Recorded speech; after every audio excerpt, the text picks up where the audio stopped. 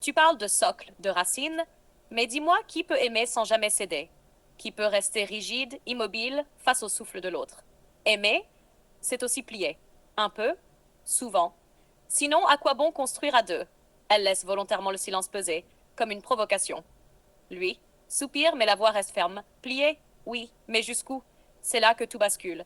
Aujourd'hui, tu plies pour une habitude. Demain, pour une conviction. Et un matin, tu te réveilles, sans même savoir qui tu es encore. Il marque une pause, son ton se durcit.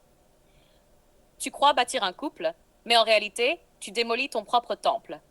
Elle, ton plus rapide, presque en chant. Temple? Et toi, tu crois être une cathédrale intouchable? Ne vois-tu pas que cette rigidité étouffe? Qu'à force de dire non, tu fermes la porte à l'amour? L'amour n'est pas un temple, c'est un souffle. Et un souffle, ça circule. Court silence. On devine qu'elle reprend son souffle comme après un coup porté.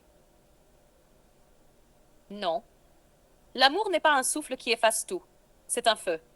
Et un feu sans un foyer solide brûle et détruit. Tu veux qu'on plie? Très bien. Mais il y a des choses qui ne se plient pas. Elle. Alors dis-moi, qu'est-ce qui ne se plie pas? Lui, plus lent, grave, presque sonnait le respect. La fidélité, la vérité, la dignité. Ces quatre-là ne doivent jamais céder. Silence. On entendrait presque un souffle, comme si elle l'écoutait vraiment pour la première fois.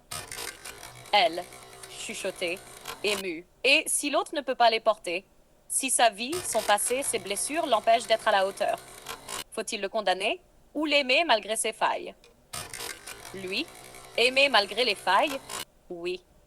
Aimer contre les principes? Non. Car ce que tu appelles aimer malgré finit trop souvent en aimer contre toi-même. Et ça, c'est le début de la ruine. Il s'interrompt. Silence. Elle semble troublée. Elle, d'une voix tremblante, tu parles comme si tu n'avais jamais cédé, comme si ton cœur avait toujours résisté. Mais dis-moi, n'as-tu jamais, toi aussi, sacrifié une part de toi par amour?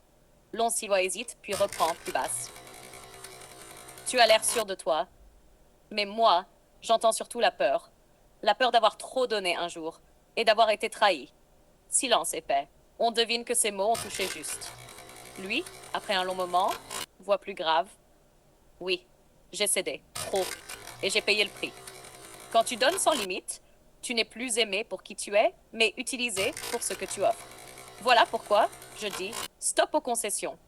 Pas par orgueil, par silence. Sa confession laisse une trace lourde dans l'air. Elle, doucement, presque m'a cédé, trop, et j'ai payé le prix. Quand tu donnes sans limite, tu n'es plus aimé pour qui tu es, mais utilisé pour ce que tu offres. Voilà